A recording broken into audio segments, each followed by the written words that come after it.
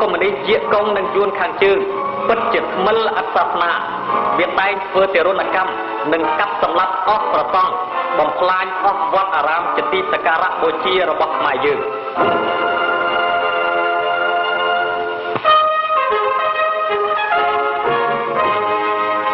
ដើម្បីការពារកុំឲ្យសត្រូវជាកុងនិងយួនកុម្មុយនីសខាងជើងមកបំផ្លាញពុទ្ធសាសនាយើងហើយលេបទឹកដីខ្មែរយើងបានទើបអស់យុវជនខ្មែរស្រីប្រុសខំយកចិត្តទុកដាក់ហាត់បឹកវើវិជាយុទ្ធសាស្ត្របំរុងទៅឈមមុខតទល់នឹងសត្រូវសួរពូជដ៏ឃោឃៅនេះដែលជាអ្នកបង្កបង្កើតអសន្តិសុខនិងចលាចលនៅក្នុងប្រទេសយើង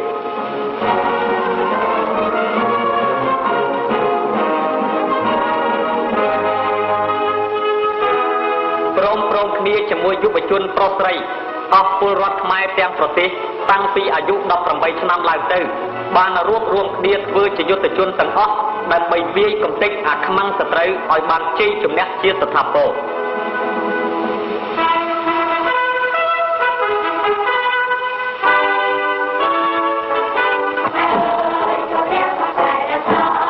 ប្រជារាស្ត្រខ្មែរក្រោកឡើងតស៊ូបដិញ្ញាប្រយុទ្ធនឹងយួនកុម្មុយនីសដើម្បីការពារបូរណភាពទឹកដី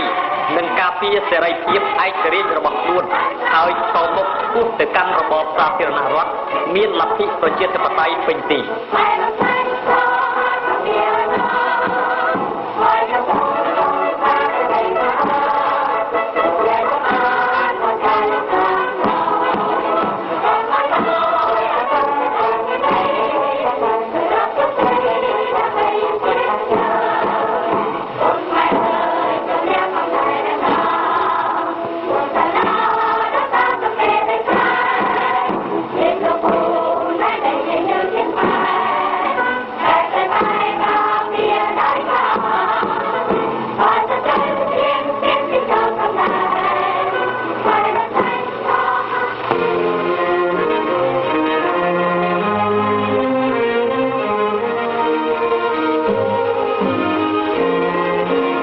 យមទៅតាមរបបប្រជាធិបតេយ្យនិងសេរីភាពទើបអ្នករដ្ឋការគ្រប់ក្រសួងព្រមទាំងប្រសង់បានរួមប្រជុំគ្នាដើម្បីដោះស្រាយបញ្ហាជាតិធំៗឲ្យសមនឹងពាក្យថាប្រទេសខ្មែរជាប្រទេសរបស់ពលរដ្ឋខ្មែរទាំងអស់គ្នា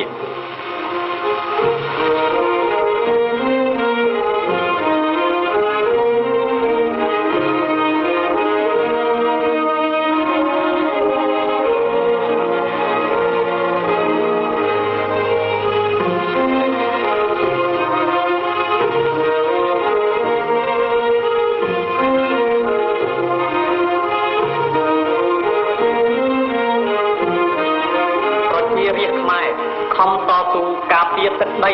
និងសេរីភាពប្រឆាំងនឹងពួកថ្មិលយួនជាកុងនិងយួនកុម្មុយនីសខាងជើងព្រមទាំងខិតខំធ្វើការប្រកបអាជីវកម្មរៀងៗខ្លួនដើម្បីស្រោចស្រង់សេដ្ឋកិច្ចជាតិដែលពួកសត្រូវកំពុងបំផ្លិចបំផ្លាញរៀងរាល់ថ្ងៃ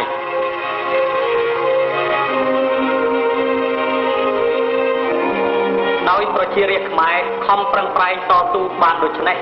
មិនយូរមិនឆាប់ខ្មែរយើងនឹងបានឈ្នះលើសត្រូវទួពូជហើយនឹងបានសម្បូរសប្បាយជាស្ថាពរឡើងវិញពុំខាត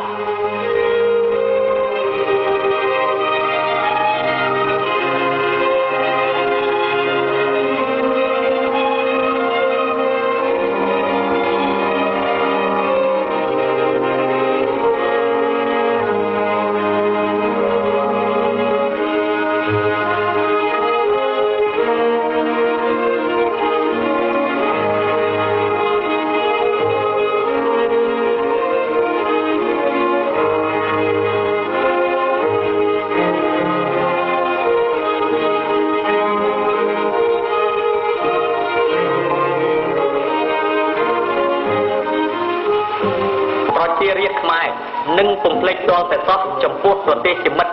មានសហរដ្ឋអាមេរិកជាដើមដែលបានជួយប្រទេសកម្ពុជាឲ្យបានជ័យជំនះក្នុងការប្រយុទ្ធប្រកបដោយយុត្តិធម៌របស់ខ្លួនតទល់នឹងយួនជាកុងនិងយួនកុម្មុយនីសខាងជើងពលរដ្ឋខ្មែរមានសង្ឃឹមហើយជឿជាក់ថាខ្លួននឹងមានជោគជ័យលើខ្មាំងសត្រូវគ្លៀនពៀនហើយនឹងមានអនាគតរុងរឿងភ្លឺស្វាងជាងសម័យមុន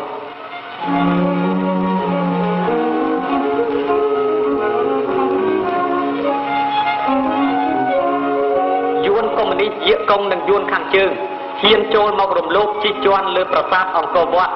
ដែលជាបុរាណវត្ថុនិងជាភោជនីយដ្ឋានជាទីគោរពដ៏ខ្ពង់ខ្ពស់របស់ខ្មែរយើងមិនយូរមិនឆាប់ពួកថ្មិលទាំងអស់នេះវានឹងត្រូវទំនាយរលាយខ្លួនសាប់សូន្យជាពុំខាន